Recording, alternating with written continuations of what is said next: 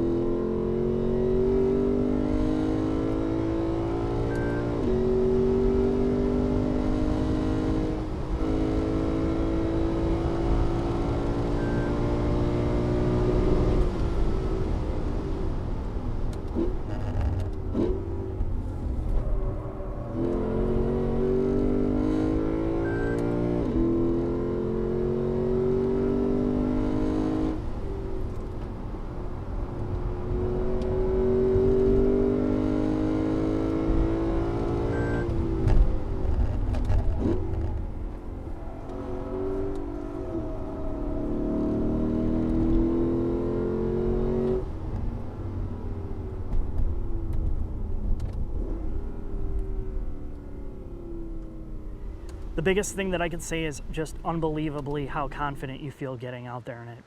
You just feel safe to go really fast. And that's a huge thing in sports cars or performance cars. The biggest negative thing I can say about it is the lack of a manual transmission option. This is a huge lost opportunity for Lexus and Toyota to connect with the enthusiast market. For a performance car, I think that's the only thing that's just kind of killing it for me, and I know a lot of people would like that. Now, in terms of the automatic transmission, it's unbelievable what they've been able to do here with a torque converted unit. It's fast and it's smoother than most dual clutch units. You're not going to be disappointed. Now let's talk about braking. I had no issues with it. I heard that some douchebag actually went in a gravel trap because he said he lost brakes in one lap. That's impossible. They held up fine. The last thing is overall dynamics. Last year when I drove the RCF on this track, it was about 30 degrees cooler. And I felt like there was a little bit more oversteer than understeer. And a lot of people complain these platforms understeer like crazy. Well, today with the heat, the car did understeer, and that was its biggest thing. The TBD was set to race.